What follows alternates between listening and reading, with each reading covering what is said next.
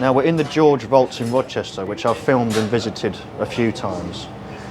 But we're going to revisit this crypt downstairs, which is supposed to be 14th century, so that's the 1300s.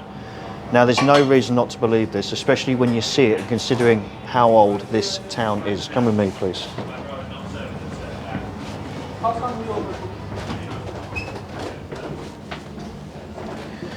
Now this room is used for functions, weddings and so on. They've got a fantastic garden. The bar upstairs is a bit too modern for our liking, but this really makes up for it. And I wouldn't be surprised if at some point in my life I do try and hold some sort of event or party here, because when you get down here you're really taken back in time. And it smells old. There's that musk, you know, there's that damp feel which comes with being underground to this capacity. But look at this absolutely stunning space.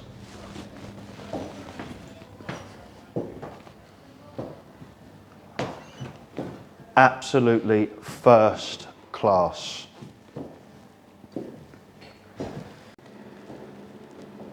And as you can see, there's a handsome bar down here, which means you don't actually have to leave the fairy tale and go upstairs to visit modernity whilst you're here. You can immerse yourself fully within the fairy tale that is medieval England. For me, that's incredibly special. And if I was here at this venue, having some sort of party, I would really like that, because it means I can only pop upstairs to go into the garden if I was a smoker or catching a bit of fresh air. I don't have to leave this space and break that third wall. Now, being built in the 1300s, it would have been a very turbulent time, but of course, pretty much most of history, especially in royalty, was incredibly turbulent. We like to think that royals were spoilt or they had a good life. In reality, there was high expectations of them, and it was much tougher being in the upper classes in the Middle Ages or beforehand than what we relate to today. So peasants or serfs, they didn't see a sword unless their lord or landlord actually put one in their hand for a battle. Whilst if you was born into a high-end family, you were taught how to fight by a great knight. There was great expectations on your back, and if you wasn't fulfilling your task, then your cousin might come along and replace or usurp you. Being in a high-end family was like a business. It wasn't how we consider a family today. And it wasn't like if we go over to Victorian England, by the time we got to Georgian England, these were very plastic monarchs. It's quite famously known that George III and IV were in massive envy of Napoleon, because Napoleon was still a real soldier. So by the time we catch up to recent centuries, our royal family, our upper classes are spoilt brats. They don't have to go out there and earn their keep.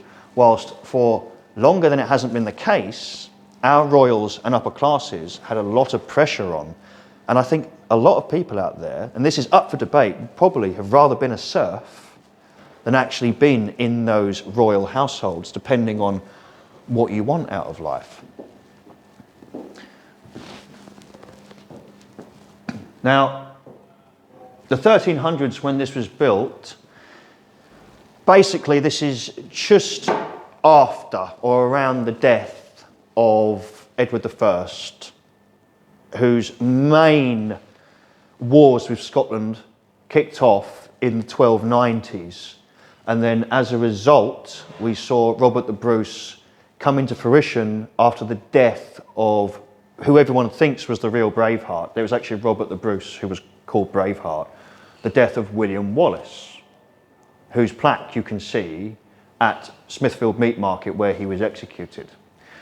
And the 1400s would be the epoch where Scotland really realised who they were, because they were under such pressure from this place called England, and it really helped to identify our national identities. So I could go on all day about what was going on, but that's another story for another day. Even if I talk about Edward I to explain how special he was and how he rose above his father, Henry III, who was supposed to be a kinder and more just man, I would have to explain the Baron's Wars, both of them really, even the one before his lifetime, especially to explain the Baron War in his lifetime where he rose up and defeated Simon de Montfort. Fascinating stories which are fit for fiction. They really are. You can watch many fictional films and they will not do justice to the real stories that are unheard of or unstudied by people today. But when I'm down here, I'm transported back into those epochs where I can actually share a moment, if you like, not so much with the royalty, but with the monastic and the regular people. Because, let's have it right, monks and friars were not regular people, they were upper classes, okay? If you wanted to be a monk or a friar, you had to be part of the, shall we say, upper classes. I'll give you an example. I'm going to keep pivoting so you can see this beautiful room. So, many people, if you were born into a high household, you're going to have people that are going to inherit your household.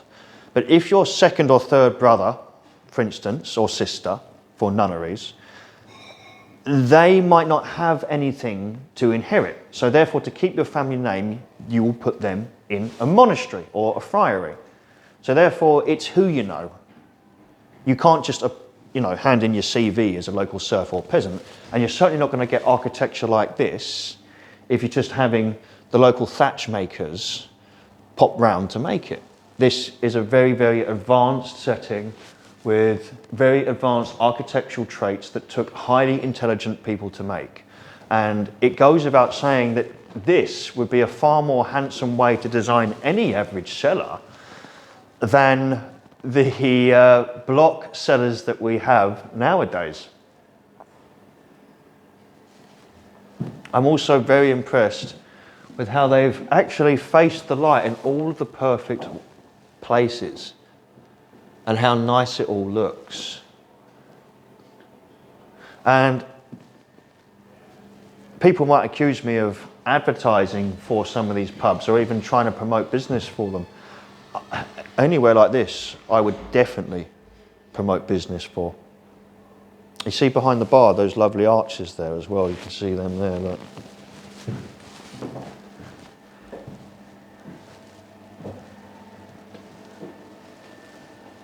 That's a nice touch there.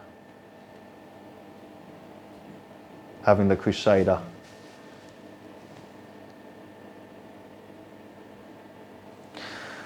Living evidence that just because it's new doesn't mean it's better. This for me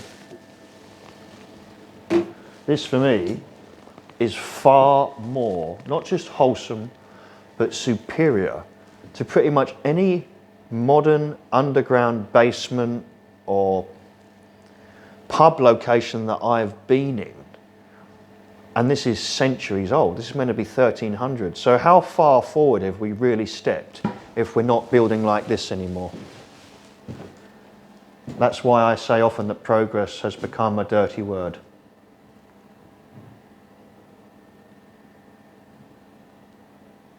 Look at how bent that is. Look how crooked they are up there. See how pissed that is. But it still has that majestic aura of brilliance around it. And I love the way that the steps are, that they truly hide modernity. Yes, obviously they're modern steps. You can see the nice traditional pub carpet on them. But when you look down there, even though we've got electricity, if you was to really absorb where we are and not let the little things, like there's no need to be sarcastic about it. Ignore the electrical lights. One of my favourite things about pubs or historic locations is when, if you use your imagination, that it becomes difficult to tell what century you're actually in that moment. And for me, this cellar, especially being beneath a public house, makes it one of the most special properties I've ever visited. So if you're coming to England, look for things worth seeing. And if you're coming to little towns like this, make the most of these while they're still here. Because we're losing public houses, we're losing historical artifacts like it's someone's hobby.